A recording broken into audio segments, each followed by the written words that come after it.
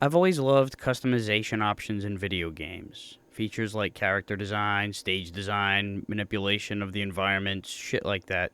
Anytime the ability to personalize the game and take control is present, I'm on board, or at the very least, interested. So when I first saw the trailer for Super Mario Maker back in 2015, I said, holy shit, that is awesome. And the next thing that came to my mind was, I really hope that this game is successful so we see other franchises getting their own stage creation platforms. I mean, how great would it be to have maker editions for games like Sonic the Hedgehog, Castlevania, and even non side scrollers like Mike Tyson's Punch Out? You know that it would be fun to design the fight pattern of a boxer and then see what other people online have come up with. Now, those of you who have watched enough of my videos in the past probably know that I'm a big fan of Mega Man, particularly the classic series. They're my personal favorite NES games, and as a 7, 8-year-old kid, when the games were coming out, I used to bust out the Crayolas and draw my own stages, my own Robot Masters, the whole fucking nine. So I'd be full of shit if I didn't admit that I wanted a Mega Man Maker as soon as I laid eyes on Mario Maker.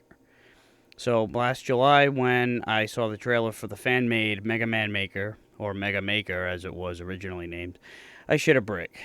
I was nervous though. I mean, this was an unofficial, free of charge third-party game, so there may be a lot of flaws, bugs. It may not even play or feel like a Mega Man game. So I wasn't expecting the world of it. I figured if there were a limited amount of tools to play with and it felt close enough to playing a Mega Man game, then I'd be more than happy, especially since the game was free. I mean, even a shitty game is a good deal when it's on the house. So I'm not going to be critical of this game in the same vein as I would of one by a major developer. This is more of a grassroots campaign. So it's not really so much a review as much as it is an overview. Also keep in mind that updates for this game are uploaded at a very reasonable pace, so this will only cover the most recent version, which at the time of this recording is version 1.3.6. So yeah, at the time that the game was launched, there were a limited amount of tools to play with. Unlike Mario Maker, where you can design stages based on the original Super Mario Bros., Super Mario Bros. 3, Super Mario World, or New Super Mario Bros., in Mega Man Maker, your only option is the 8-bit series. But that's fine by me. That's always been my bread and butter of Mega Man games. Not to mention that enemies, tile sets, bosses, and power-ups from all the original 6 are represented. Plus, since updates continue to be released, where new enemies, bosses, backgrounds, weapons, tile sets, etc. continue to be added. Not to mention that the bugs are fixed and functions tweaked to continuously improve upon the game. And even some enemies and features from Mega Man games outside of the original 6 are sprinkled into the mix every once in a while. There are even some original weapons. You get a blank palette of 50 screens horizontally by 20 screens vertically, giving you a grand total of a potential 1,000 screens for the level, which is insane considering an average Mega Man stage lasts about 20 to 25 screens. There are several icons in the user-friendly interface that represent your tools. From here you can select up to 12 special weapons that are available in the stage, and you can even add a weapon pickup item, so you don't start with it right away, or even any weapons at all, and you have to find them somewhere in the stage. You can also throw in locked doors that you have to find keys to unlock, which literally opens the door up to many options for your stage like puzzle solving and shit.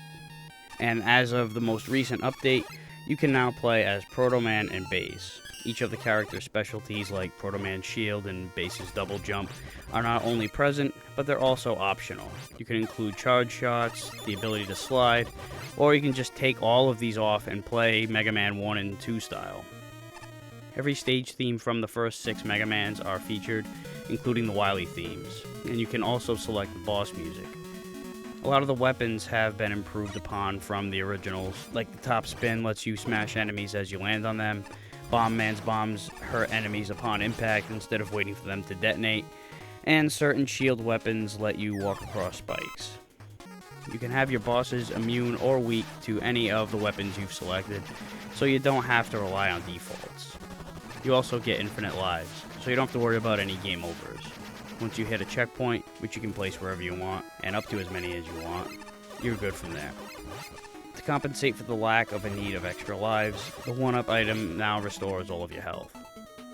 When uploading a level, you have to complete it successfully in order for it to upload into the server to avoid trolling. When browsing online levels, you can sort the stages based on how recent they were uploaded, how high or low that they're rated. You can have the game select one at random for you, or you could use the search engine. One thing I would like to see added to the online levels are a count of how many thumbs up and thumbs downs you've gotten, similar to the likes and dislikes on a YouTube video.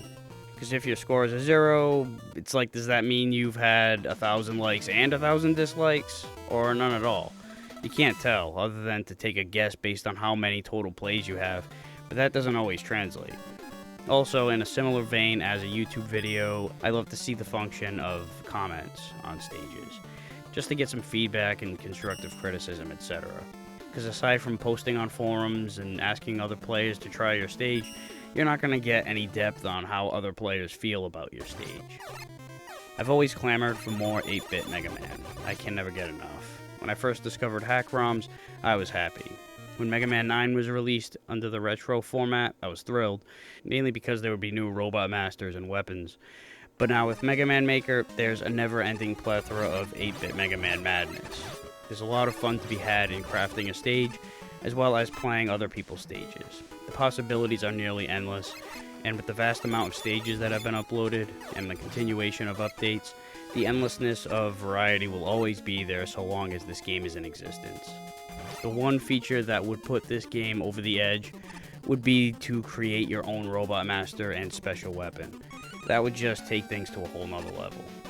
Maybe someday. The game is a forever work in progress, so I keep my fingers crossed.